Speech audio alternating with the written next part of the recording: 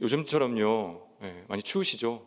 추운 겨울이 다가오면 굶주린 노숙자분들에게 일주일에 한 번이지만 음식을 나누어 주는 일이나 따뜻한 외투나 담요를 나누어 주는 일, 미혼모나 홀로 자녀를 키우는 엄마들을 돕는 일, 혹은 술이나 마약에 중독된 사람들의 재활을 돕는 일, 장애인들의 사회 적응을 돕는 일 등 이런 여러 가지 구제 활동은 얼마나 효과적인가, 이런 걸 다 떠나서 분명 권장하고 칭찬받을 만한 일입니다. 도움이 필요한 사람들의 어려움을 돌보는 일은 작은 것이라도 분명 가치 있고 소중합니다. 저도 작은 일이지만 교회 안팎에서 장애인들을 섬겼던 적이 있습니다. 정기적으로 찾아가서 음식도 먹여드리고 말동무도 해드리고 교회나 장애인 단체를 오가는 일을 돕기도 하고 같이 찬양을 부르면서 성경 공부를 하곤 했습니다. 그런데 장애를 가진 분들 중에는 사회생활 자체가 아예 불가능한 중증 장애를 가진 분들도 있습니다. 손발을 마음대로 움직일 수 없는 정도가 아니라 이 눈꺼풀을 내려서 눈을 감는 것조차도 쉽지 않은 분들이죠. 휠체어를 탈 때도 몸을 단단히 고정시키지 않으면 앉아 있는 것 자체도 불가능한 분들이 있습니다. 이런 분들을 만나면 처음에는 어떻게 도움을 드려야 할지 몰라서 당황스럽기까지 합니다. 희망이 조금도 보이지 않기 때문이죠.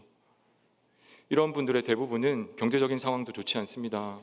가족들도 대부분 포기하고 늙으신 어머니가 연약한 몸을 이끌고 장애를 가진 자식을 홀로 돌보는 경우가 허다합니다. 복지 혜택을 받고 있거나 경제적으로 풍족해도 상황은 마찬가지입니다. 숨만 쉬며 그저 생명만 연장하고 있기는 마찬가지이기 때문입니다.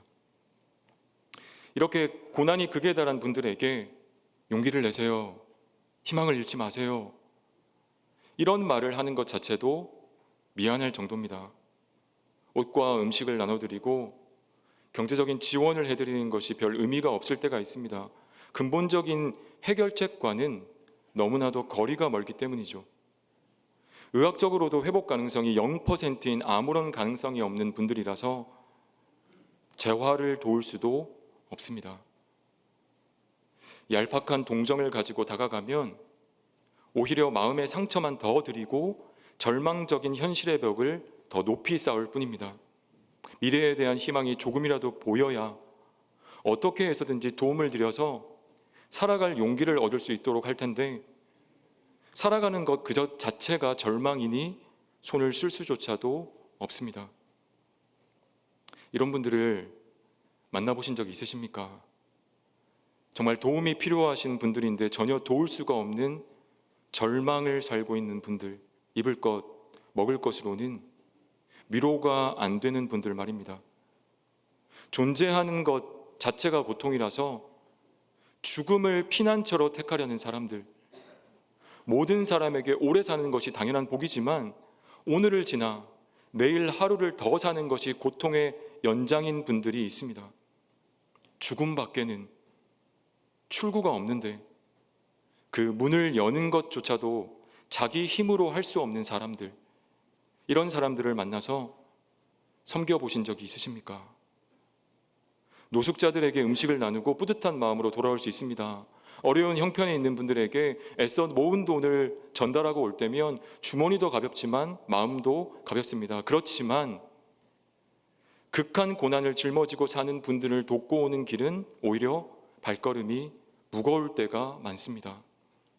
밑 빠진 독에 물 붓는 것 같고 어떻게 돕고 어떻게 위로해야 하는지 감이 잡히질 않습니다. 사람을 돕는 것이 무엇일까? 이런 근본적인 질문을 하지 않을 수 없습니다. 사람에게 진정한 위로는 무엇일까? 절대로 물러날 것 같지 않은 저 칠흑 같은 절망을 몰아낼 수 있는 희망의 빛이라는 것이 과연 있을까? 더불어 살아가는 세상에서 사람이 사람을 돕는 것은 언제나 아름다운 일입니다. 그렇지만 사람의 방법으로는 위로할 수 없는 극한의 고통 속에 사는 사람들도 많습니다. 하나 남은 유일한 희망이 죽음이니 떡으로는 위로할 수 없는 겁니다. 사실 깊이 생각해 보면 인생의 고난은 떡으로는 근본적으로 위로할 수 없는 문제들입니다. 순수하고 정직한 마음을 가지고 지속적으로 남을 도와보신 분들이라면 이 넘을 수 없는 한계를 분명 경험해 보셨을 겁니다. 하루 이틀, 일주일, 이주일, 한 달, 두 달, 1년, 2년 계속 떡으로 돕다 보면 한계가 느껴집니다. 이게 진짜 이 사람을 도울 수 있는 방법이 아니구나. 근본적인 해결 방법은 아니구나. 남은 것이 죽음밖에 없는 절망적인 삶을 살던 사람이 오늘 본문에도 등장합니다. 이방 땅 시돈과 두로 사이의 사르밧이라는 지역에 살고 있는 한 과부가 그런 사람이었죠. 물질이 풍족한 오늘날에도 홀어머니가 자식을 돌보는 일은 그리 쉽지 않은 일입니다. 더군다나 BC 800년경 이 과부가 살던 시대에 여자 홀로 자식을 키운다는 건 수많은 사회적 장벽에 막혀서 마치 갇혀 사는 것과 마찬가지였습니다. 거기다가 시돈을 포함한 전 지역에 3년이 넘게 가뭄이 이어지고 있었죠. 부자들도 먹을 것을 구하기 쉽지 않은 상황이었습니다. 그러니 이 과부와 그 어린 아들의 고통스러운 형편을 쉽게 상상할 수 있습니다. 오늘 보면 12절입니다.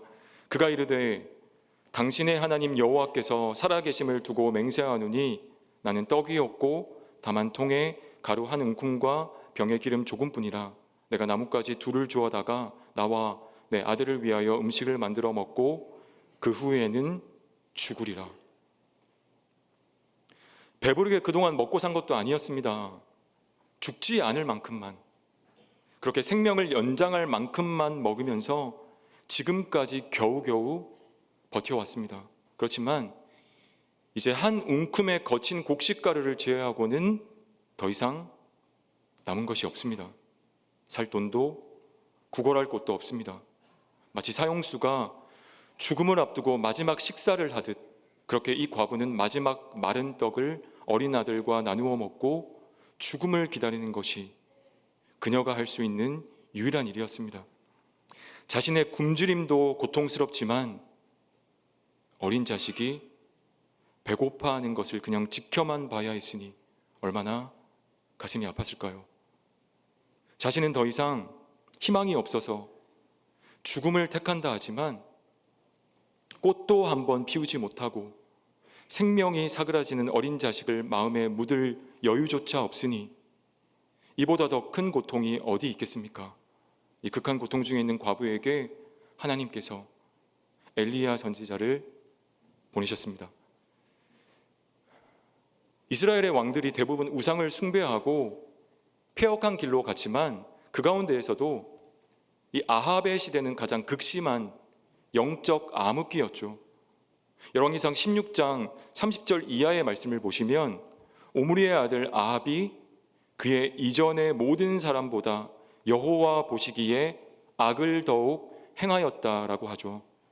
아버지인 오므리와 그 이전의 모든 왕들을 따르기만 했어도 충분히 악했을 것인데 아합은 느밧의 아들 여로보암의 죄를 따라 행하는 것을 오히려 가볍게 여겼습니다. 더욱이 아합은 아버지 오므리와 아내 이세벨의 영향을 받아서 바알과 아세라 우상을 섬기며 사마리아에 건축한 바알의 신전 안에 바알을 위하여 제단을 쌓았고 여리고성을 다시 재건하는 자는 저주를 받게 될 것이라는 여호수아를 향한 하나님의 경고를 무시하고 그 성의 재건을 명령하는 등 하나님을 심히 노하시게 하였죠. 아합은 하나님께 순종하지 않았으며 하나님의 율례와 법도에서 떠나 죄로 인한 어긋난 길을 택하기를 좋아했던 겁니다. 그런 아합에게 하나님의 사람 엘리야는 여호와 하나님의 이름으로 이스라엘에 수년 동안 가뭄이 있을 것이라고 예언합니다. 열왕기상 17장 1절 말씀입니다. 길르앗에 우거하는 자 중에 디셉 사람 엘리야가 아합에게 말하되 내가 섬기는 이스라엘의 하나님 여호와께서 살아계심을 두고 맹세하노니 내 말이 없으면 수년 동안 비도 이슬도 잊지 아니하리라 하니라. 여러분, 당시의 권력자들에게 가뭄을 예언한 엘리야의 행동은 바알 숭배자들에 대한 정면 도전과 다를 바가 없었습니다. 가나안 종교는 땅에 비를 내리는 축복이 바알에게 있다고 믿었죠.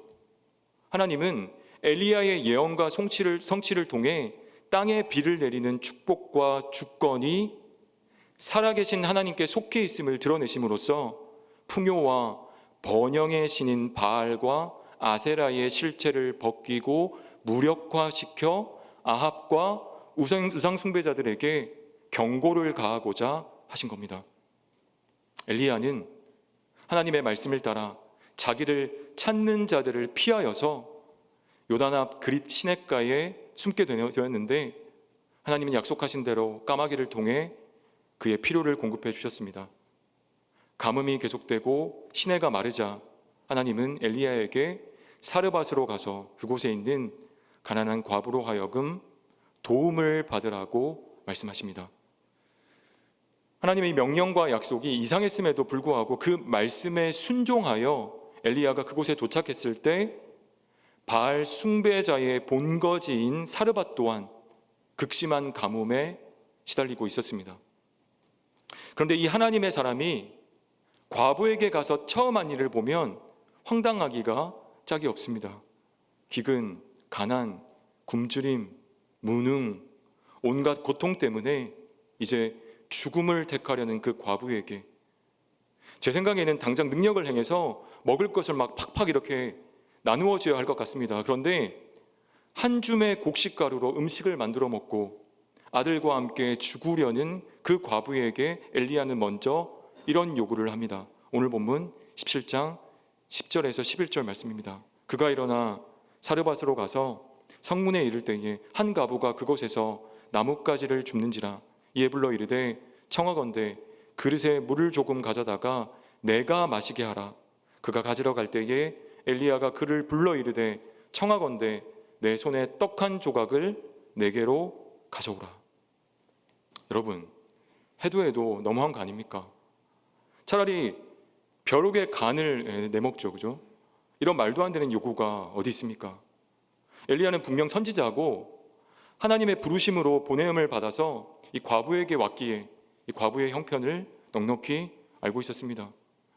남을 등쳐먹고 사는 시장 잡배도 이런 요구는 안 할 겁니다. 그런데 하나님의 사람 선지자 엘리야가 왜 과부에게 이렇게 지나친 요구를 했을까요?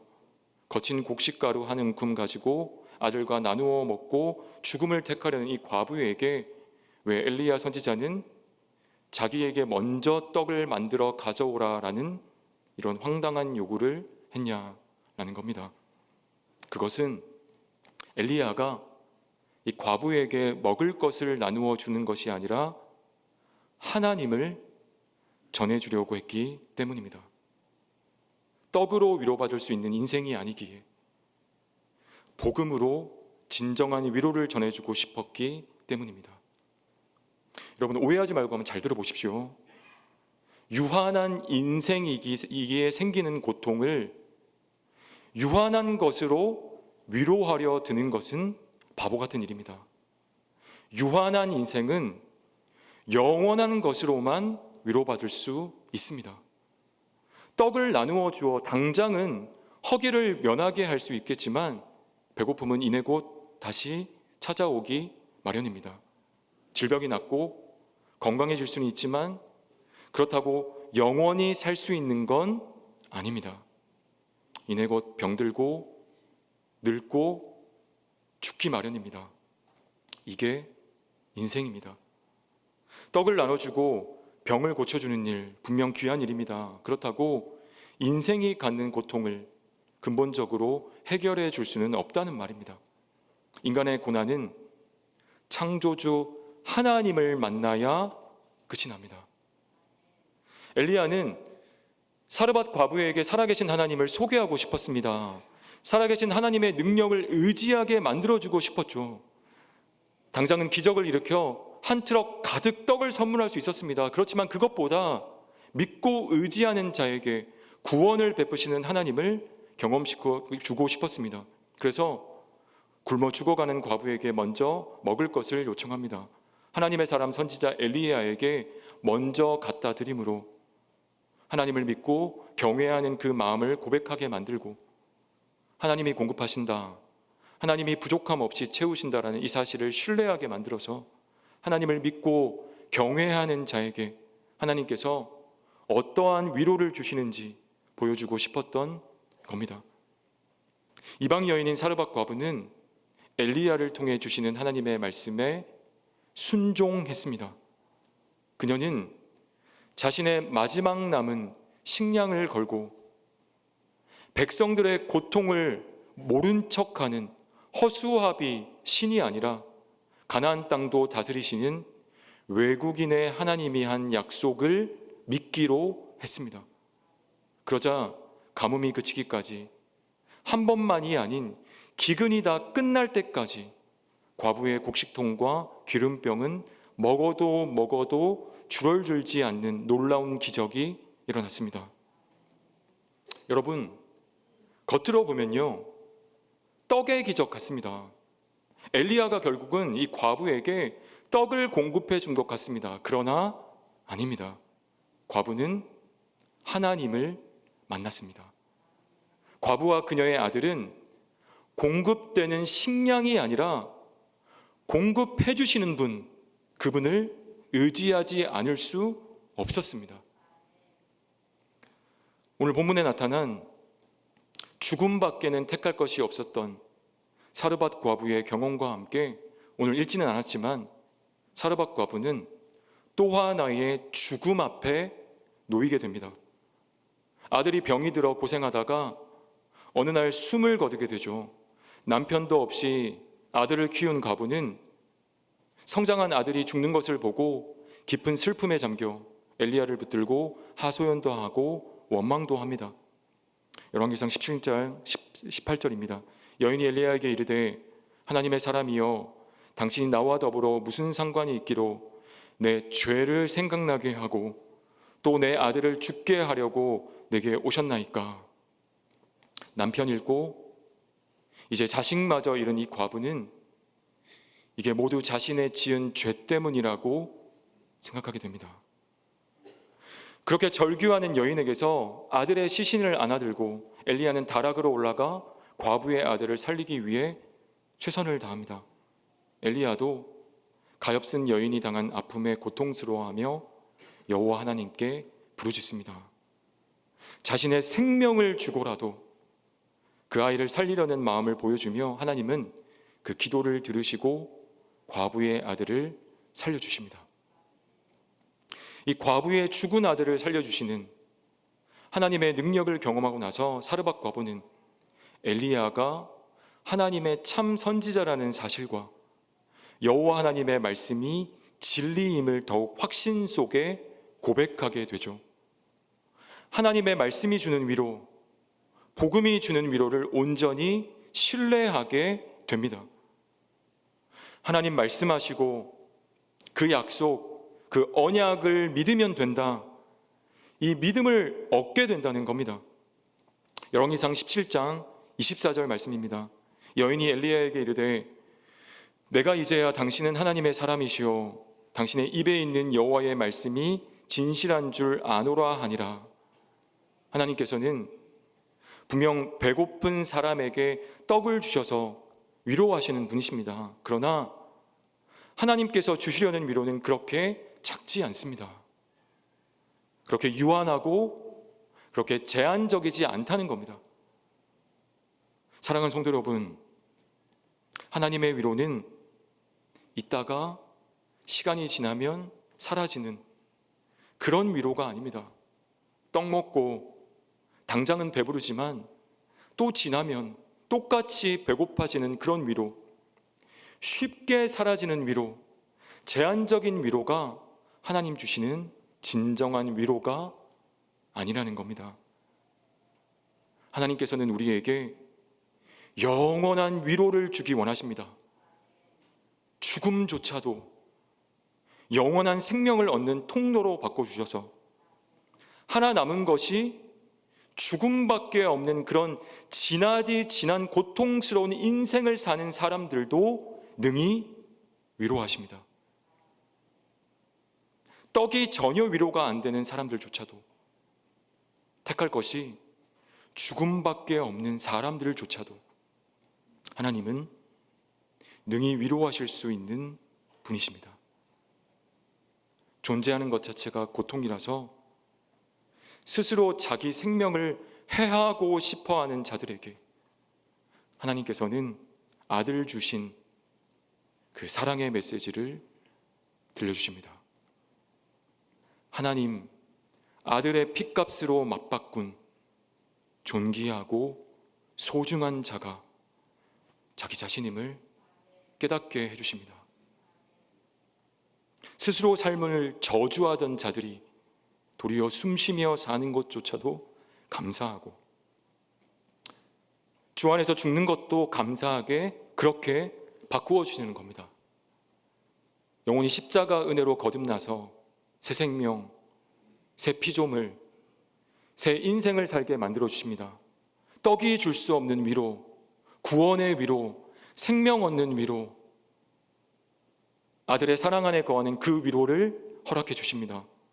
떡이 없는 자가 하나님 의지하면 떡을 주시고, 옷이 없는 자가 옷을 구하면 옷을 주시는 하나님 맞습니다. 그러나 기도는 문제 해결, 소원 성취의 도구로만 주신 것이 아닙니다.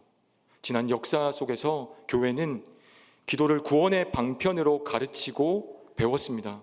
기도는 육신의 필요만 채우라고 주신 요술램프나 도깨비 방망이가 아니라 영혼을 살리는 일에 사용하시는 하나님의 구원 도구임을 놓쳐서는 안 됩니다. 그러니 우리가 우리 자신과 우리의 이웃들을 위해서 자꾸 구해야 하는 것은 떡만이 아니라 우리 자신의 구원을 이루어 가시는 성령 하나님의 충만하심입니다. 하나님의 구원하시는 은혜가 우리 가족, 자녀, 이웃, 그리고 우리 교회에 충만하게 나타나도록 기도해야 합니다. 우리 자녀들이 일평생 떡이 부족함 없는 인생을 살도록 축복하는 일, 부모로서 왜 가치가 없겠습니까? 그런 마음이 왜 없겠습니까? 그러나 우리 자녀들의 인생은 풍족한 떡만으로는 위로받을 수 없습니다. 인생의 극한 고난을 경험하면, 죽음 앞에 놓이게 되면 풍족한 떡은 전혀 우리 자녀들의 마음을 위로할 수 없습니다. 아들의 생명을 내어놓아서라도 하나님께서 반드시 이루기를 원하시는, 하나님이 우리에게 정말 주시기 원하시는 건 우리의 구원입니다. 그래서 하나님께서는 이 영혼 구원의 열정과 마음을 우리에게 부어주셔서, 당신의 사랑하는 자녀들에게 부어주셔서 잃어버린 영혼들을 위하여 기도하게 만들어 주십니다. 우리의 기도를 떡을 공급하는 일에만 사용하시는 것이 아니라 하나님, 우리의 기도를 통하여서 우리 가족과 자녀들과 우리 이웃들이 구원받는 일에 우리 기도를 기꺼이 사용해 주시는 겁니다. 그러니 엘리야의 심정으로, 아니 하나님의 심정으로 남은 것이 죽음밖에 없는 사르밧 과부와 같은 인생들을 위하여, 죽음 앞에 놓여있는 영혼들의 구원을 위하여 이들이 진정한 위로를 경험할 수 있도록 눈물로 기도합시다. 떡의 위로를 넘어서 하나님을 만남으로, 그래서 그 구원의 은혜를 얻고 그 은혜를 누리며 이 땅을 살아가며 하늘의 소망을 품을 수 있도록, 그렇게 진정한 하나님의 위로가 택할 것이 죽음밖에 없는 모든 이들 가운데 충만하도록 생명 다해 기도하는 저와 사랑하는 미포가족 되시기를 생명 되신 우리 주 예수님의 이름으로 축복합니다. 하늘에 계신 아빠, 죽음밖에는 더 이상의 희망도 남은 것이 없는 사람들, 이들도 능히 위로할 수 있는 것이 하나님의 말씀이요 복음의 능력인 줄 믿습니다. 십자가 은혜, 그 아들 주신 사랑을 경험만 하면 지옥 같은 이 땅의 삶이 진정으로 천국과 같이 바뀔 수 있는 것이 구원의 은혜인 줄 믿습니다. 하나님 주시는 하나님 만남으로 얻게 되는 참된 구원의 위로가 있을 수 있도록 주님 역사하여 주시옵소서. 감사드리며 생명 되신 우리 주 예수님의 이름으로 기도드립니다. 아멘.